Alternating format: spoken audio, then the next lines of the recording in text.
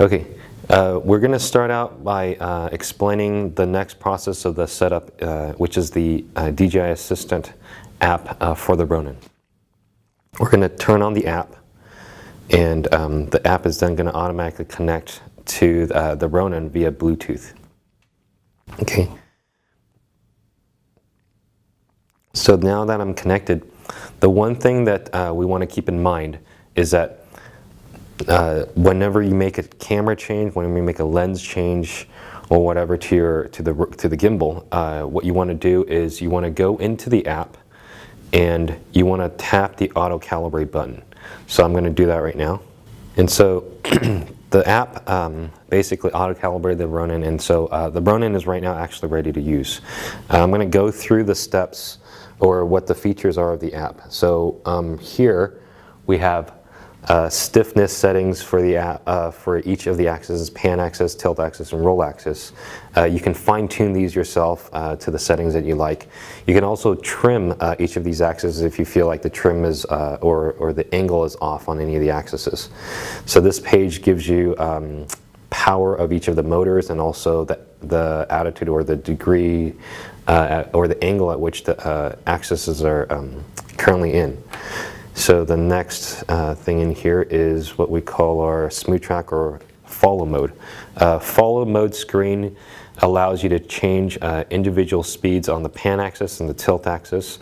You can also change the window, which is the deadband, in which the Ronin will translate your movement. So if you set it to 0, if you move just a little bit, the Ronin's going to start to smooth track your movement. If you increase that window to, say, like, for example, let's say I increase it to 25. So basically what this means is once you move past or pan past 25 degrees, your Ronin then will start to smooth track over.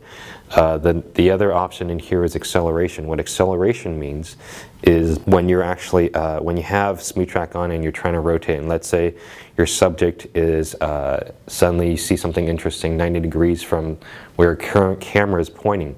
What you can do is you increase the acceleration, and what the acceleration does is as you pan over to this subject that's 90 degrees over to your left or right, what's going to happen is the Ronin will know, it won't go based off the speed that you set here. It's going to add an accelerated speed so that you're not slowly panning over. You're going to actually quickly pan over with acceleration turned on.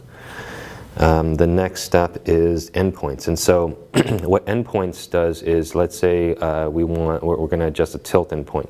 So tilt up 45 degrees, tilt down 90 degrees. That's what we're currently set at. If we decrease this to, say, tilt up is 0 degrees, what happens is during smooth track or single operator mode, when you're smooth tracking, what you're going to get is the tilt axis set at 0 degrees is going to end up having the camera point directly forward instead of or 1 degree, let's say 1 degree. It's going to point it forward instead of pointing any higher than 1 degree. Pointing down is the same. You're not going to go down. Right now it's not going to go down any more than 90 degrees, which is straight down.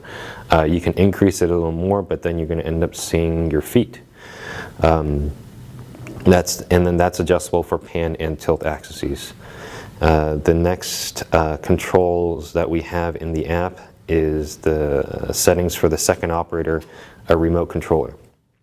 What window does is this is essentially deadband on the transmitter. So let's say right now it's set to 6. If we increase this, the more stick movement you give it, the less reactive it's going to be. And so, for example, if you turn it down to 0, it's going to instantly react to your stick movement.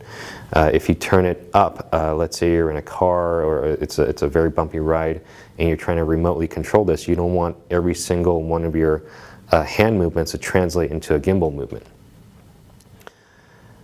The next thing in here is smoothing, and what smoothing does is I'm going to turn the radio on and show you what smoothing does. Smoothing is essentially control and a slowly ramping down speed of the gimbal. So if I go in and pan and I let go, smoothing set to 2 means that the gimbal is going to slowly slow down. If I turn this up to say the highest setting so that I can give you an exaggerated movement, if I turn this up and I give it a sudden input, it's going to stop exactly where I let go.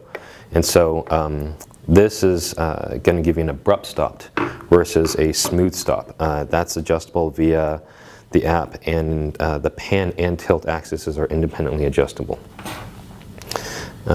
Next is channels. And so what channels does is, let's say on the transmitter, you don't like the pan to be on the left, you like the pan to be on the right stick.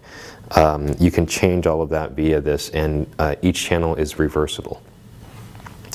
Expo, what this does is this changes the speed at which the controls actually provide to the gimbal. And so if you, this is actually not just a 0 to 100 speed, this is an exponential speed.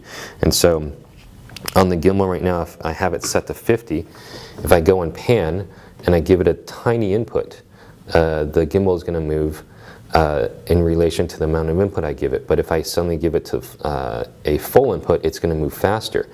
And the full input number here is what we're adjusting. So if I take this and slow it down to say like 5, for example, I give it full input, this is the speed at which it's moving. I turn it up to say, for example, 100, the maximum input, it's going to go at this speed. And that's independently adjustable on the pan axis and the tilt axis. In the settings option, what this does is this gives you a selectable speed setting for the left toggle switch on the transmitter. And so if you have it set to fast and then you want it to have the quickest setting for remote operator, you turn it, you set the first switch to, or the first toggle position to 200. You set the middle position, or currently we have the middle position set to 50, and then the last position set to 10. These are all user selectable as well. And besides just being one single speed, you can actually set it to be independent so that your tilt and pan can be independently set based off the toggle switch. So next is the viewer, and what the viewer shows is the current status of the gimbal.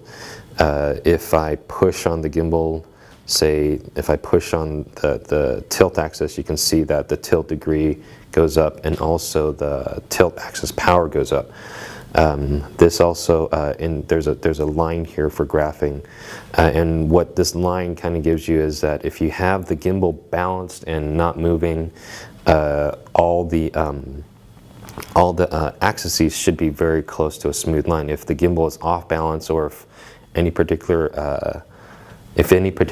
axis is off balance, you can see that indicated on this line. This screen also shows you voltage that's currently coming out of the battery, the current temperature, operating temperature of the electronics in the gimbal, and also the amount of time that you've had the battery or power turned on.